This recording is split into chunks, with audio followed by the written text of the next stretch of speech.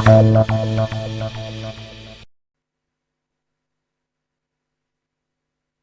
Tonight is brought to you by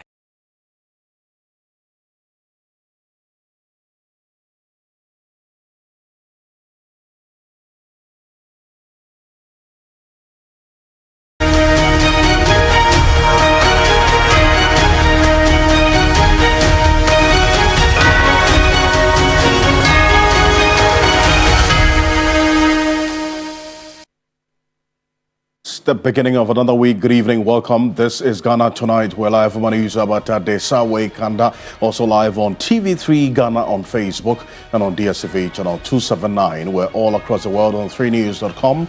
I am Alfred Ocansey. Tonight, Parliament of Ghana unable to resume sitting on October 14 due to reasons the Speaker of Parliament, Alban Sumana Kingsford Bagwin, says are beyond his control. But what will be the consequence or the implication of this particular decision that has been communicated by the Speaker earlier today? Stay with us, we'll tell you. Also, the Ashanti Regional Chair of the New Patriotic Party, Bernard Entry Boshako, also known as Chema Wontumi, will have his day in court tomorrow as the state is expected to prefer charges related to illegal mining against him. We'll tell you the backstory as it unfolded earlier today. Stay with us. Also, the former Attorney General, Godfrey Yeboah-Dame, denies allegations of fabrication of evidence in the famous ambulance trial. He has been responding to a complaint lodged against him at the Criminal Investigations Department of the Ghana Police Service. Stay with us.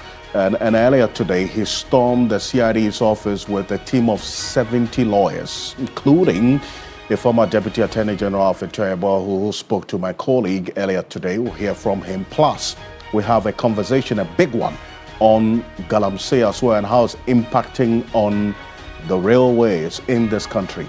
We'll tell you about it.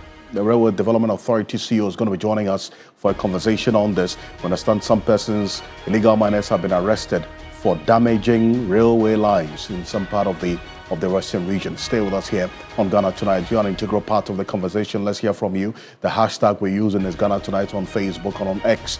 Let's get talking.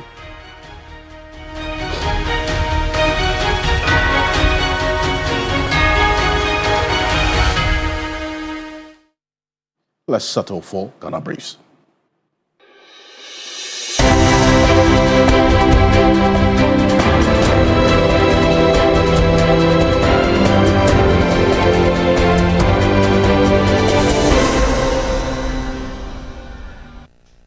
The former Attorney General Alfred Yeboah-Dame has done nothing untoward to merit the charges brought against him and will in the end be vindicated.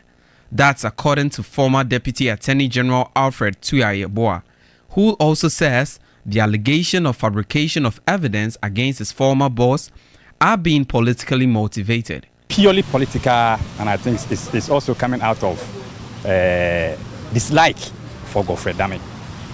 The complainant in this particular case, he knows deep down his heart that this matter would have arisen if he had not gone to see one of his relatives, the Supreme Court judge, to speak to Alfred Dame. And so he knows that Dame is innocent, but he still wants to press it. We are ready for him. Alfred is ready for him.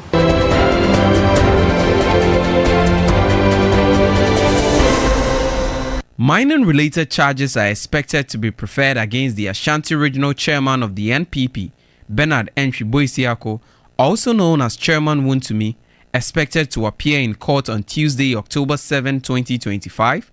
Chairman Wontumi was granted bail and a sum of 1 million cedis with 2 sureties following his appearance before the Criminal Investigation Department (CID) of the Ghana Police Service per threat of arrest by the Attorney General Dr. Dominic Ayine. Lawyer for Chairman Wontumi, Andy Appiah-Kubi, has described the Attorney General's comments about his client as distasteful. I consider the discourse between my good self or my office and the Attorney General's office as equally, by extension, to the Attorney General's office. But I want to express my disappointment in the warning that the refusal to defer the meeting. The warning was that it should Wontumi fail to appear, he will order the arrest of Wontumi to go to Accra. Indeed, we don't need to unnecessarily increase the political temperature in the country.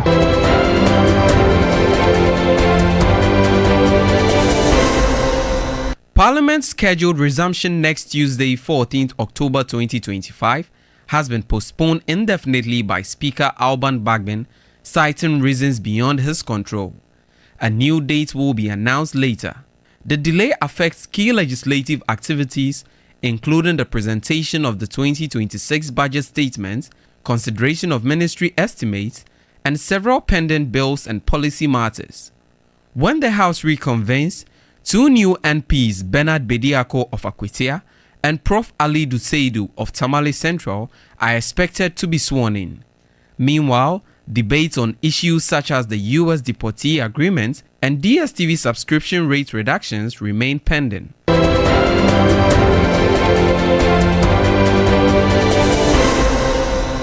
The municipal chief executive for Boku, Isaac Azunaba, has appealed for a ceasefire in the area, urging residents to allow peace to return. The MCE said the prolonged conflict will negatively affect development. The conflict has had a serious impact on development in Boku. He is thus calling for an immediate ceasefire. What I want to appeal to my people is that though our situation still is a challenging one for us, but I know very well that we'll put the guns aside.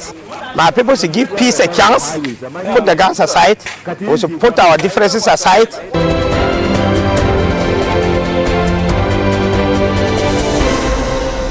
12 individuals are expected to appear before the Takwa Circuit Court on Tuesday, October 7, for causing damage to a section of the Takwa-Takrade railway line at Achim in the Takwa-Nsuayam municipality.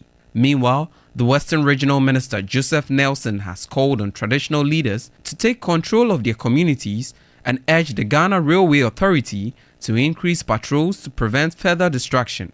In fact, I want to believe that those who do these things live in this town. They live here. They've rented houses here. They live here.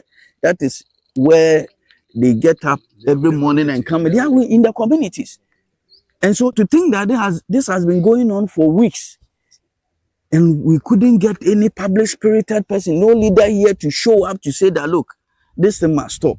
If anybody, any leader from this community had shown concern, had come here to show leadership, I believe that this matter, would have ended as soon as the people showed up.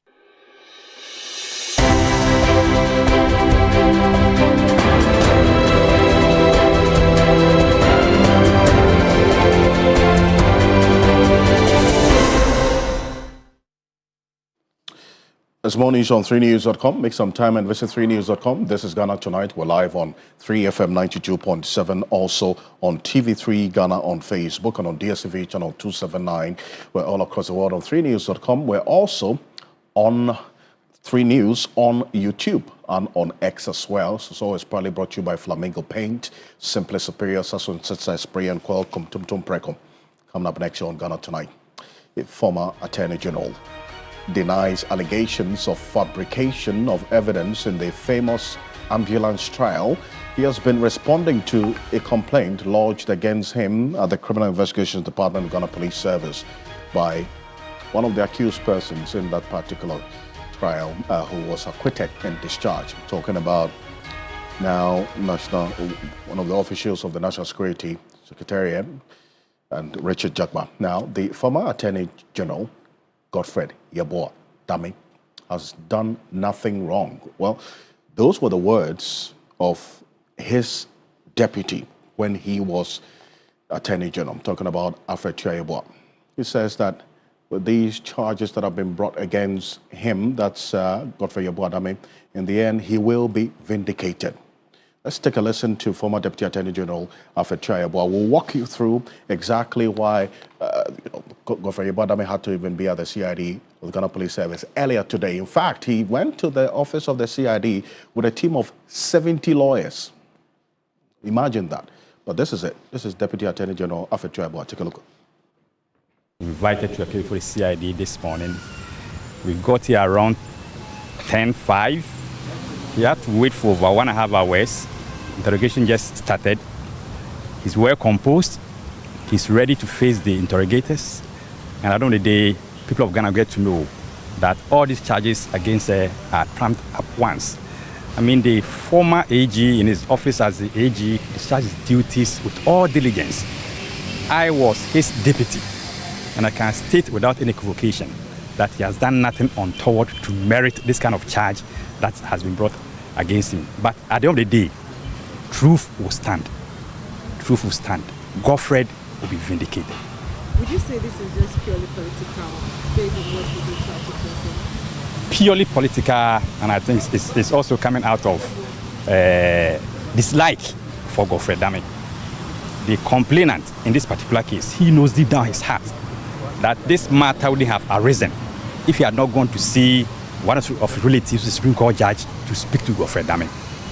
And so he knows that Dame is innocent, but he still wants to press it. We are ready for him. Godfred is ready for him. People of Ghana will get to know the true facts behind these trumped-up charges.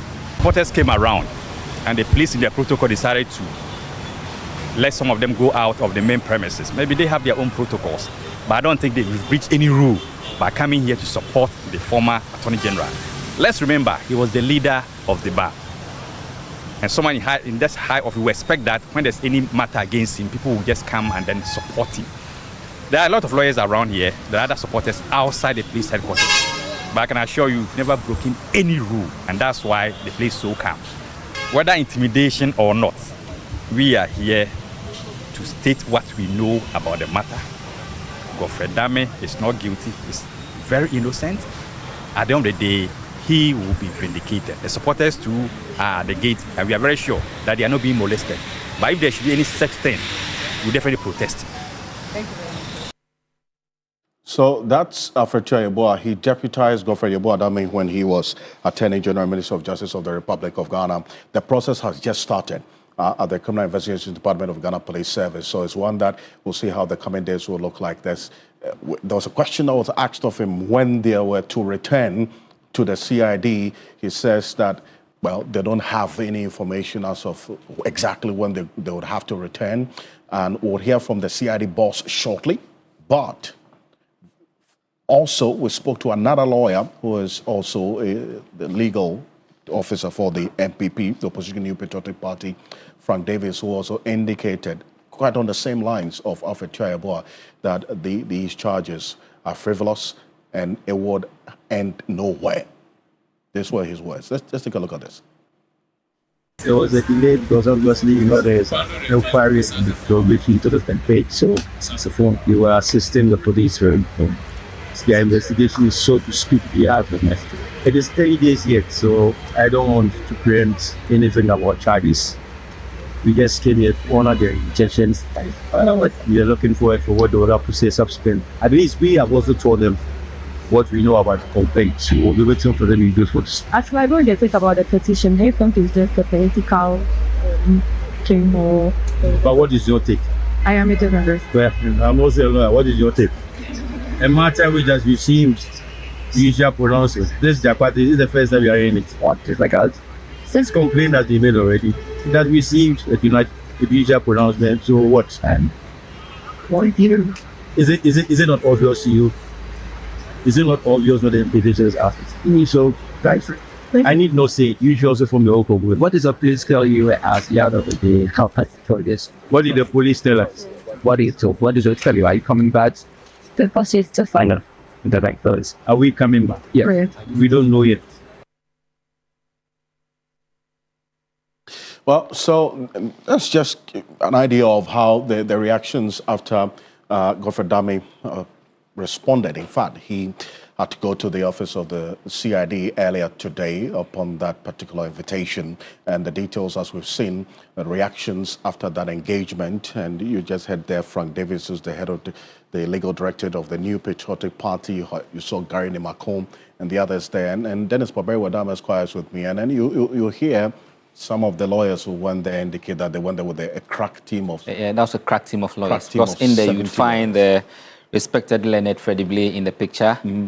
I also saw former Deputy Attorney General. He actually spoke to the press. Yeah. You'd find his own counsel, Frank Davis. Also in there, in one of the visuals, I saw Echo, who was the Suman, yes. Suman, lawyer to the former president. Yeah. Yes, and a lot more of them. So, I mean, it's fair to say that it was a crack team of lawyers that accompanied the former Attorney General to that particular invitation by the CID. But just to put matters into a proper perspective, we have been following this issue quite closely ever since it broke, to the effect that Richard Japa, from that famous trial of the ambulance, is still pursuing some aspects of the case, which has to do with an audio recording that had him in conversation with the former Attorney General. Also part of that had to do with a meeting that was said to have been held in the residence of one of the Supreme Court justices, Justice Kolendi's residence. I mean, what is of a fact now is the fact that that meeting actually did happen, but the purpose of that meeting is what is in dispute. So the allegation made by Richard Japa is to the effect that, the meeting and that correspondence between him and the Attorney General was what he says an attempt by the Attorney General to procure a favorable response from him in order to convict the the current finance minister, who was the former majority leader in the person of Dr. Kessel Atuforsen. So that is basically the crux of the matter for which we are now before the CID for that to be investigated. In the view of Richard Japa, whatever happened amounts to what he says is fabrication of evidence, which is a crime he wants the CID to investigate. We'll soon get into the specific responses of the former Attorney General, who has disputed all of those claims, put the matters in what he believes are the proper context, and why the CID should not even investigate the matter in the first place. Because in his view, it is res judicata. Means the matter has already been decided. So, but was this matter decided as part of the court proceedings in the ambulance trial? Because yes, at a point when this tape came out in the public and it was admitted as evidence. Yes, it was admitted in evidence because when it came to light that there was this kind of conversation, then lawyers for the first accused person, who is in the person of Dr. Akestil-Force in that particular matter, applied for a mistrial to say that to the extent that the Attorney General had that kind of communication with one of the accused persons, and as the narration was, seeking to get a favorable response from him to convict him, it meant that it had tainted the whole trial, for which the trial should not progress. So they filed an application for a mistrial. That application was dismissed. And in dismissing same, the court made some pronouncements as to the weight of those WhatsApp correspondence, the audio recording, and indeed the meeting. So that is what he's now arguing, to say that to the extent that the court has made a pronouncement on that matter, it basically settles it. I see. For which reason the Criminal Investigations Department should not be looking at it. But the new information we got this evening was to the effect that after all of it all, the former Attorney General was admitted to a self-recognizance bail. So, I mean, that's what we heard from his lawyer. Sure. But like I was saying, he basically raises issues even with the allegation itself, trying to put the offense in itself and match it with the facts as they are. And saying that when you look at what constitutes an offense of fabrication of evidence and what is reported to have, or what purportedly happened between himself and Richard Japa, it does not have all the elements to ground a charge in respect of fabrication of evidence. Right. And to that extent, it falls short. He also raises matters of, like I mentioned, a matter that it has already been adjudicated and pronounced by the High Court, and to that extent, it should not, the CID should not be looking into that matter any further. In law, we say it is res judicata. Now, he also now goes on to give an account of the instances that he and Richard Japa met. And he says, in his own words, that without Justice Kolendi, there wouldn't have been a Dami and Japa. That is to say, the only nexus between the two of them was because he attended upon an invitation of His Lordship Justice Yoni Kolendi at his residence. And that when he was in the residence, then Richard Japa, who is a cousin to His Lordship, came to the residence. And that was the only instance that they met. That outside, beside the courtroom and the residence of Justice Yoni Kolendi, he has not met Japa anywhere. And that even when he was in Justice Yonendi's residence with Japa. He maintained an open mind, and he did not do anything that seemed to suggest that he wanted to compromise the ongoing trial. So basically, that is the response of the former Attorney General in respect of these particular matters. He puts it 50-paragraph response to the CID. So we're now looking forward to what exactly the CID will do going forward. Like we heard from his counsel, that they really do not know what's going to happen next. But of course, since the response has been given to the CID, we expect that the CID will be those to now dictate the next line of action. We do know that's not the only petition before the CID. We also know of a petition or a complaint that has been made by one Ghanaian citizen by name Daniel Mafo in respect of the same set of facts, but with different persons. He is seeking that an investigation be opened in respect of Richard Jakwa, who is the complainant in this matter, and then His Lordship Justice Yoni Kolendi. Yeah. We are looking forward to see if those two would also be invited by the CID to also be interrogated, just as the former Attorney General has been done. But that is also to say that beyond the former Attorney General being before the General Legal Counsel in respect of complaints of professional misconduct, he's also before the CID in respect of an alleged crime. I see. And it's one that we'll see how the coming days will look like on this. We're keeping a very keen eye on this one as well. And apart from this, there's another development as well this time around, and that's what is coming up next. We'll stay with matters of the law, because earlier today, the Ashanti Regional Chair of the New Patriotic Party, Bernard Entry Boesiako, popularly known as Chairman Wontumi, will have his day in court tomorrow, as the state is expected to prefer charges related to illegal mining against him. Now, we'll tell you the backstory and how it all unfolded earlier today. But earlier today, my colleague and our legal affairs correspondent, Lord Edward Sari, was in court earlier today. Mining-related charges is what we suspect are expected to be preferred against Ashanti Regional Chair of the New Patriotic Party, Bernard Entry Boesiako, also known as Chairman Wontumi, expected to appear in court, all things being in court tomorrow. October 7, Chairman Wontumi was granted bail in the sum of 1 million cedis, with 2 sureties following his appearance before the Criminal Investigations Department of Ghana Police Service. The CID has been very busy today. He was admitted as well to the police inquiry bail. First, let's hear what the Attorney General said last Friday during the President's engagement with the civil society on illegal mining, on what was going to be happening today and beyond. Take a look. The police conducted very diligent investigations in respect of Akonta mining, but the docket was hidden until we came to power. In fact, when we came to power and I started the investigation with the the Lands and Natural Resources Minister and the Forestry Commission, we were finding it difficult to get information. Subsequently, the police themselves owned up and presented the docket to my office 2 months ago. So as we speak, the charges against Chairman Wontumi, Akonta Mining, and 5 others have been signed as I speak.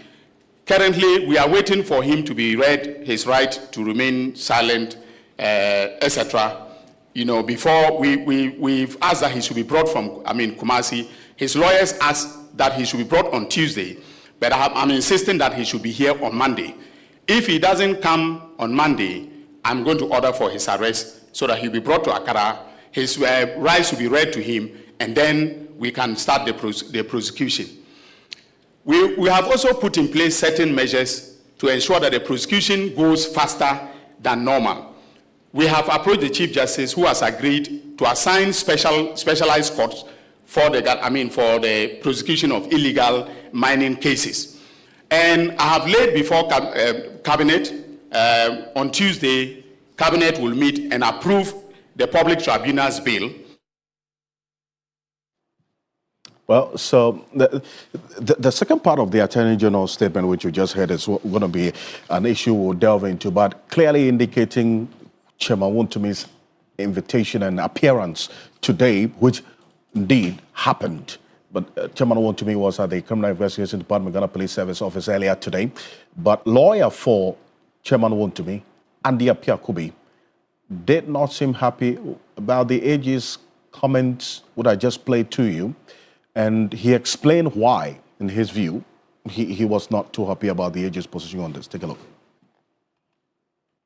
And while we recall that and hear from Andy Apiakobi, and also indicating that they have not, that is, Chairman Wontumi has not been charged yet, and tomorrow they would know exactly which charges the state is preferring against his client, and they've responded to all the issues that came up earlier today before the CID, and they expected to have their day in court tomorrow. But Dennis Boberi is with me. We'll hear from Andy Apiakobi shortly. He spoke to the media, but here's what we do know about Chairman Wontumi's matters. He's been admitted to the police inquiry bail, yes. Sum of 1 million cedis. 1 million Ghana cedis with two sureties that he has met. So we don't have issues of he being in custody. And yes, even though we do not know the specific charges, following from the background, this is not the first time he's been to the CID. They've been on this investigation for some time.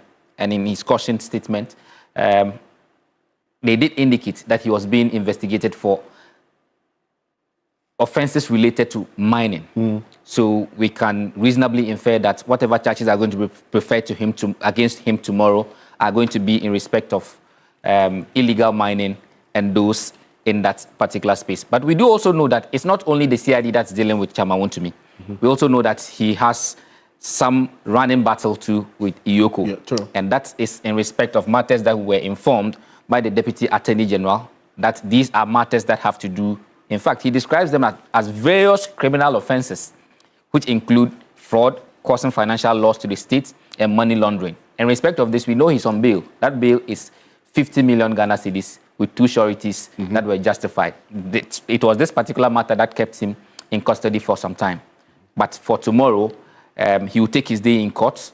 His charges will be read to him, and he will plead to those. And that's when we get to know the exact details. And of course, with the facts on which the police or the state is going to prosecute those offenses relating to illegal mining, as we are being told. So that's basically about it in respect of Chairman Wontumi. We all look forward to tomorrow at the High Court. And in fact, it's important that we distinguish between the two issues at play right now, because what is happening with him appearing before the CID earlier today is different from what got him to spend a few nights precisely in the Iyoko cells or the coolest of Iyoko. That matter is still cooking. That is it's cooking. Yes, because we are told that he's been investigated.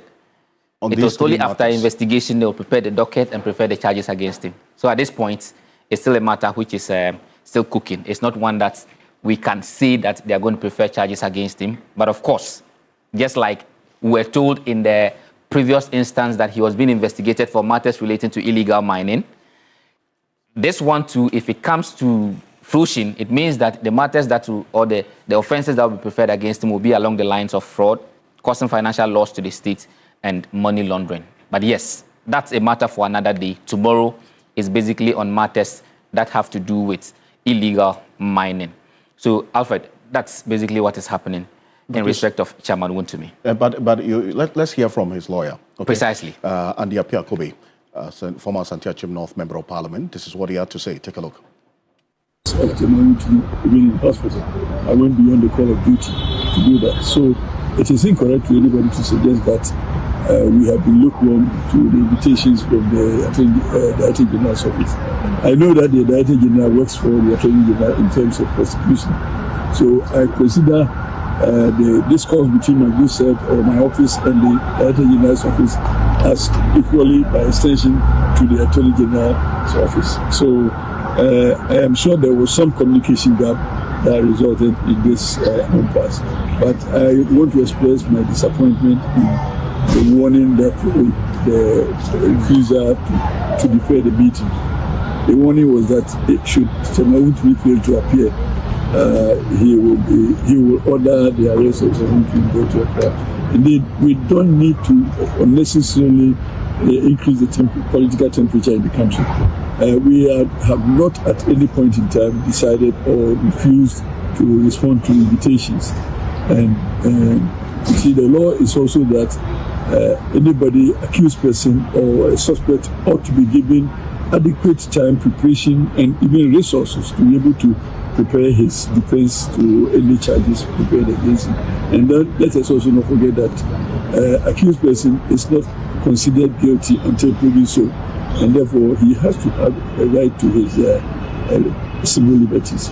Indeed, when we go to the court, the main police inquiry bail continues up to the point that the charges are filed in court, and then we make an application to the court for the bail to continue, and we will justify that with our performance so far during the time of the bail, and also the capacity of them to me as a person, Ghanaian, and a very known character, and somebody of substance in society.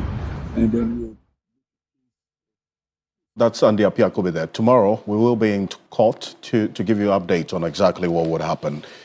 He's the lawyer for Bernard Entry Bosiako, that's the Ashanti Regional Chair of the New Patriotic Party, and Lord Edwasari will be in court tomorrow. So stay with us here on TV3. But directly linked to that is something that's happened earlier today. In fact, we started talking about this as far back as May this year. Coming up next, 12 persons suspected to be illegal miners have been arrested for allegedly engaging in activities that led to the destruction of a section of the railway line linking Takoradi to Nsuta through Achim in the Western region. Now, we're going to be hearing from the Railway Development Authority shortly, because this is a matter that is concerning, to say the least. And we've got videos of this damaged railway we'll show to you shortly. 12 individuals are expected to appear before the Takwa Circuit Court on Tuesday, that's October 7, tomorrow, for causing damage to a section of the Takoradi railway line at Achim in the Takwa Nsuem municipality. Now, in the meantime, the Western Regional Minister Joseph Nelson called on traditional leaders to take control of their communities and also urged the Ghana Railway Authority to increase patrols to prevent further destruction. Now, here's what we do know about this destruction that we're talking about. We got these videos from the ground there. Rama Smith is she's our Western Regional correspondent, been combing the area. We got this video of this damaged railway line we're talking about 3 kilometers of the 60-kilometer active rail line stretching from Takoradi through Achim to Nsuta in the Western region, clearly destroyed by these illegal mining and illegal mining activities, halting the Ghana Railway Company's manganese haulage and other operations. So that's the impact of what we're talking about.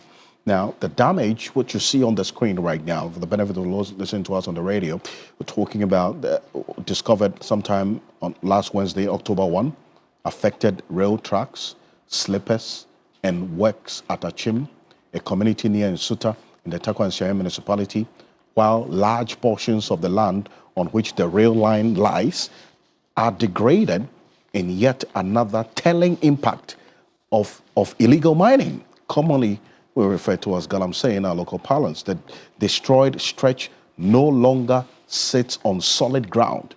That's what you're seeing there. Doesn't sit on solid ground, but hangs over pits dug by the illegal miners, while other sections are covered with sand. The damage came to the attention of the Ghana Railway Development Company only last week, when someone passing through the area informed the district manager about what he had noticed on the ground. That's how they've even got to know, right? And this is the troubling development and the impact of galamsey. So we're talking about galamsey impacting our water bodies, our forest reserves, the food that we're eating, the air we're breathing, and now we're looking at this as well. This as the impact of galamsey. The destruction that has been caused to our railway lines in the Western region. And that's where the concern is here on Ghana Tonight. And we're seeking answers to this particular development, so as to find out exactly why this is happening and what is going to be done to address this particular situation as we're dealing with right now here on Ghana Tonight. Let's go on to Zoom right now and speak to Dr. Frederick Appo, who is the Chief Executive Officer of the Ghana Railway Development Authority. He's joining us right now on Zoom. Thank you, Dr. Appo. Good evening to you. Thank you for joining us here on Ghana Tonight. Good evening, Alfred. How are you? I'm well, and thank you for asking. I know you are not well for us. So as long as we're seeing this railway line destroyed, I don't expect you to be well. So I'm not going to ask you, but clearly this is a heartbreaking situation we're seeing. And you said this got to the notice of the company just when someone was passing by the area and saw this?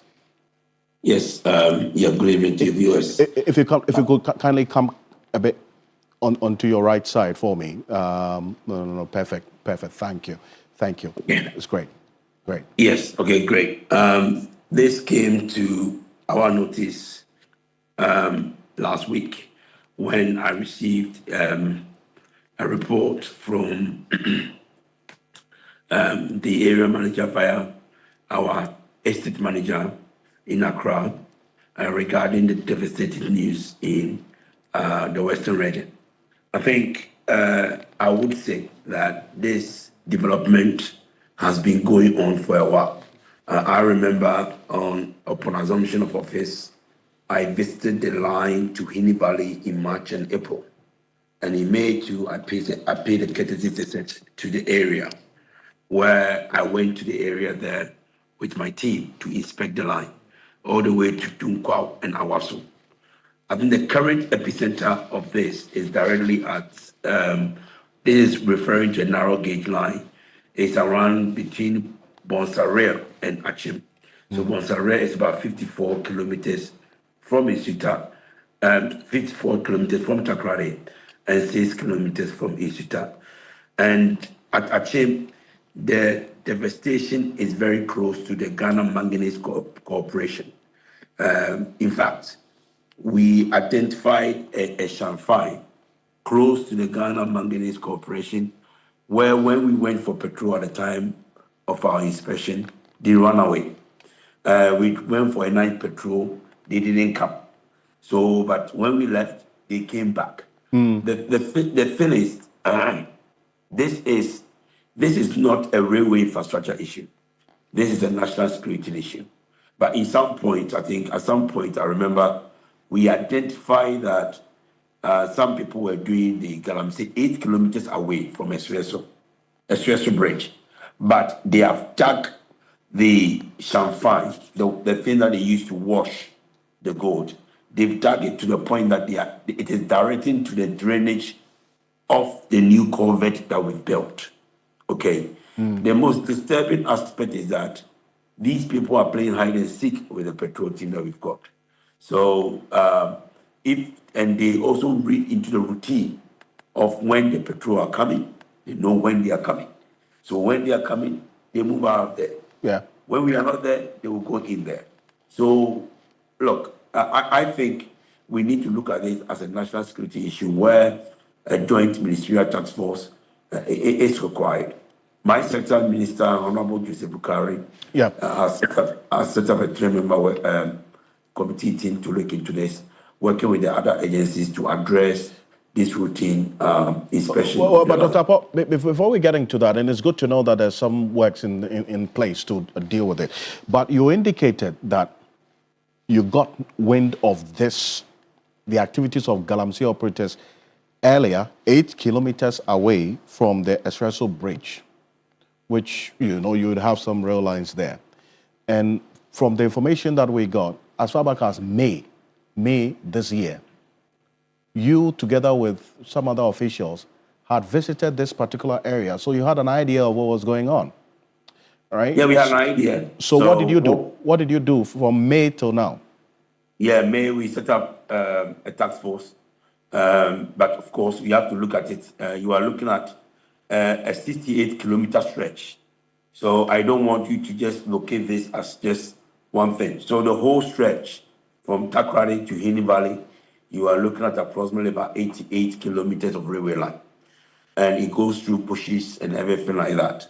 So if we're talking about a railway task force to look at it and go for a patrol, what it simply means is that if the patrol is being conducted at kilometer X, they will be tagging at kilometer Y. When the patrol shifts, they also shift. In terms of it, you can talk about what we call resource constraint of the authority. Yes, we might have the resource constraint there. So to make what I call to have an impact, we need to obviously look at it from a national security point of view, where I believe the mandate for NATMOS is the best place approach to provide a routine task force. We have not just stayed and doing absolutely nothing. No, something has been done. We have done monitoring, we've done evaluation, we've reported to the Western Region Police Division Commander. I have personally reported it to the divisional commander. Even on Saturday, I reported the incident of ongoing galamsey along the Uni Valley line to the divisional commander. The thing is that, Alfred, these people understand when the patrol is coming. They know when we are going and they know how to patrol. So, and they know when we are patrolling and when not to go there. So it's sort of a cat and mouse situation. Yeah. So But in this situation, the best approach, Alfred, is that we need a routine task force whereby we have a routine task force between the key ministries, whereby we have the backing of NAMOS as having the core mandate to ensure that we deploy. This cannot just be a spot check routine. It must be tactical in terms of surveillance, and it must also have a strategy of having a deployment along the entire route. Otherwise, people will just say, okay, you saw it and that. Yeah, you go there, you run, they'll run away, we will take the champagne, we will destroy the champagne, they will come back again the next day. And we have to also look at the authority in terms of resource availability and constraint to cater for this. So, yes, there's a challenge between what the authority can do in terms of resource constraint. I get that. Dr. Paul, I think that your constraints, you have spent quite some time talking about the constraints you have in dealing with it, which I do appreciate, to be honest. But then again, I think what we're watching is troubling, to say the least.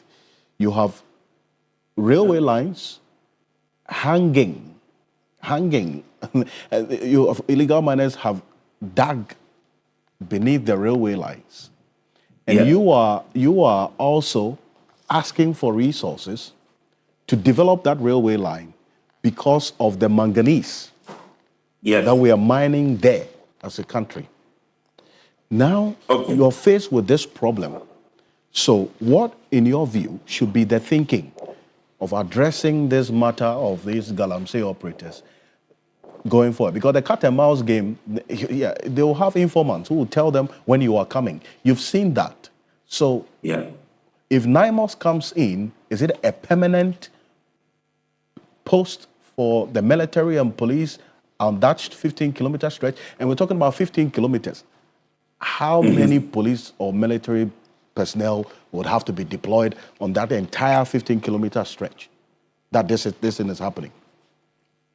I think I have to explain to your viewers what the situation is on the ground. So we have what we call the narrow gauge. So the narrow gauge is the 68 kilometers where you are seeing on your television. And we have the standard gauge railway, which runs from Angu through Manso to Benso.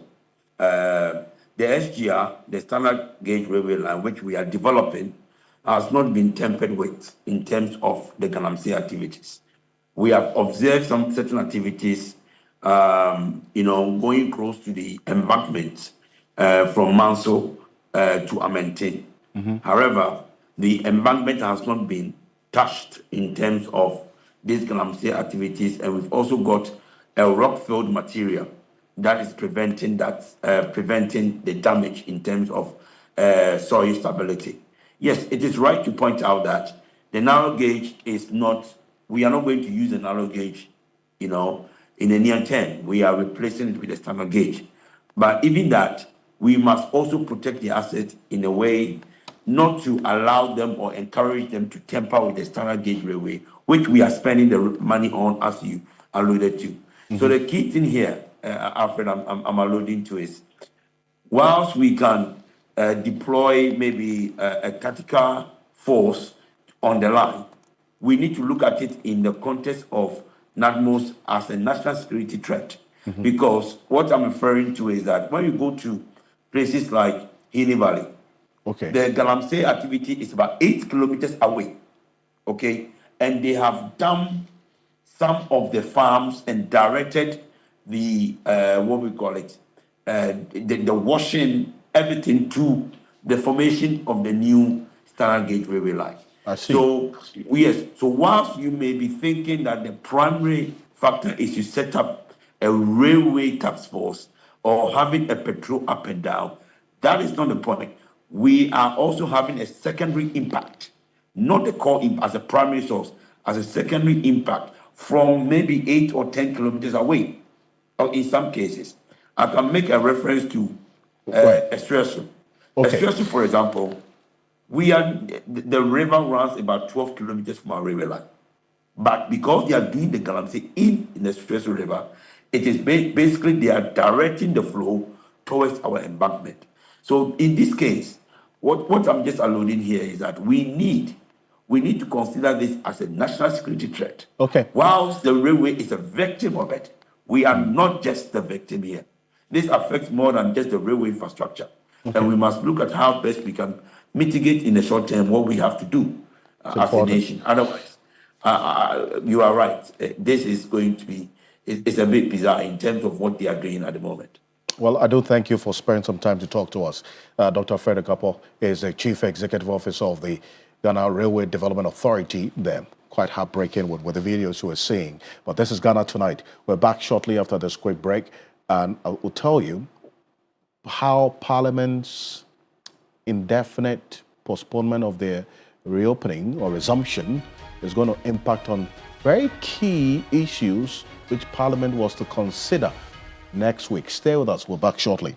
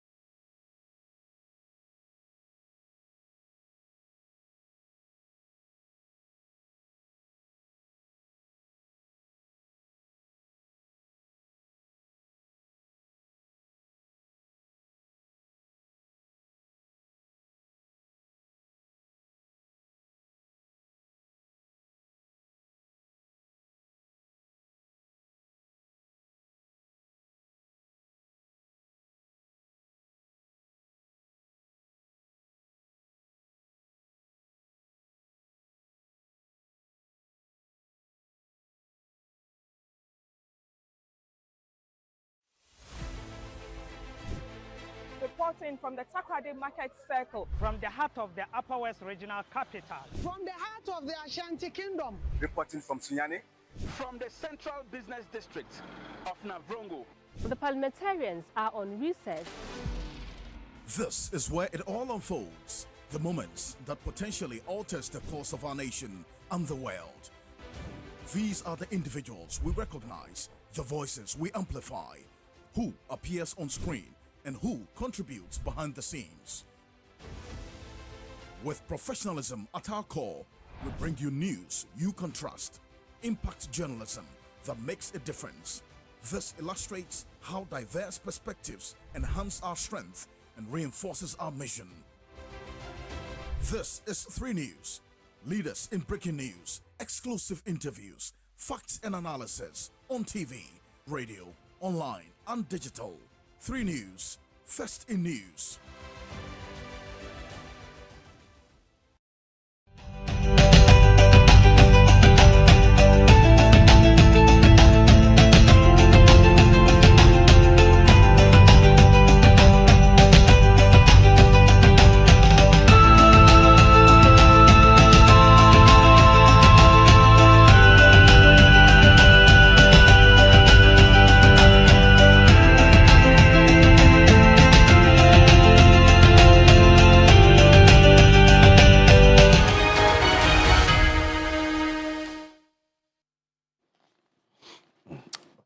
Okay, coming up next, this is Ghana Tonight. Welcome back. Coming up next, Parliament will no longer resume next week, Tuesday, because the Speaker of Parliament, Alban Sumana Kingsburg-Bagman, has postponed the upcoming meeting indefinitely for reasons beyond his control. That's how this was captured. The Speaker is saying his initial notice to the members of Parliament, as the notice to summon Parliament, dated 29th of September 2025, as was under his authority. He says thereby giving the notice that the commencement of the 3rd meeting of the 1st session of the 9th Parliament of the 4th Republic is deferred until further notice due to circumstances beyond his control as Speaker of Parliament. And this is a statement we received today, the 6th of October. So as was expected that Parliament was going to resume next week, Tuesday, the 14th of October. That is not going to happen. And there are a few concerns. And beyond this notice of postponement, we sought to find out how this was going to impact on the business of the next session of Parliament. One, major, because last week, Tuesday, you had the Attorney General Minister of Justice, Dr. Dominic Akuritinga-Ayeni, did indicate that this laying of the LI that will revoke the law that permits mining in forest reserves, I'm talking about LI 2462, that is going to stall until Parliament resumes from this indefinite postponement. So we're not going to see LI 2462 off our books anytime soon, if this notice is anything to go by. Also, the swearing in of the 2 new members of Parliament, that's the Tamale Central MP-elect, Professor Alidu Seidu, and also Bernard Bediakubedu Akwetia MP. They would also have to wait a little while unless we receive another notice again, now reinforcing the date of the 14th, because yes, as we did indicate, this statement earlier from the Speaker says issues beyond the Speaker's control. Well, the vetting of the Chief Justice nominee, His Lordship Paul Bafuboni as well, would be impacted by this indefinite postponement as required in Article 1441 of the 1992 Constitution as well. And that's not the only one. We're looking at the 2026 budget presentation as well and post-budget debates, as Article 179 of the 1992 Constitution demands that the President must present a budget at least 1 clear month before the end of the financial year. And it's always done on behalf of the President by the Finance Minister. That is also going to be impacted as well for as long as this postponement is in force. Okay? And then there's the laying of the new Public Tribunals Bill, if approved by Parliament. And that, the Attorney General did indicate that by tomorrow he will submit it to Cabinet and the decision will be taken. Professor David Abdullahi is a senior governance advisor at the Africa Parliamentary Network. He's joining us on Zoom right now. Prof, appreciate your time. I mean, one of your vexing parliamentary matters and the workings of Parliament, reading this notice from the Speaker, indefinitely postponing Parliament's resumption for reasons he says are beyond his control. How did that strike you? Well, I think it is a coded word, probably to say that, some important pending bills they are supposed to bring to Parliament are probably not ready, or they are almost finished with preparing them. For example, if you look at the bill to repeal mining in forest areas and introduce another bill, that is something that is very, very important now, since Galamsey is one of the issues that is everybody is up against. So I think that is one of the issues. But also there are supposed to be some reports and some important things that are going to be discussed. So if they are not ready, obviously they are beyond control. And it should be the executive that has to prepare them and bring them to Parliament for them to get them approved. So for me, that is what I would surmise that the reason is. And that is why probably they are not yet ready. I see. But then again, based on what you're seeing play out, especially the wording of this particular statement, even though Parliament is a master of its own rules, they don't really give too much explanation for what they do. Would you have expected a bit more detail in the Speaker's statement of the postponement, the indefinite postponement, which he says as a result of issues beyond his control, so that it will save all of us of the speculation and assumptions that we're having to put to it? Well, I think it's important not to say a lot, especially when you don't have anything specific to say. And I think one of the things is, if these particular bills are not ready, I don't think for him to say that, or for Parliament to say that, I think it's not going to be good. It's not going to look good. But to tell everybody that, look, it's beyond our control. And I think things like that are not done by Parliament. The executive has to get those things ready. So I think that is probably the reason why, and that's why I surmise. Apart from that, there might be some other reports that are supposed to be brought to Parliament that probably they need one or two more things. After all, they have the majority. So it's not about that they are scared of having some challenges in Parliament. It's just because probably that is not the bills are not ready. Professor David Abdullahi, Senior Governance Advisor at the Africa Parliamentary Network, thank you so much for joining us here on Ghana Tonight. On behalf of the team, we do appreciate your company. Join us same time tomorrow for another conversation. I am Alfred Ocansey. Do have a good night. Ghana Tonight.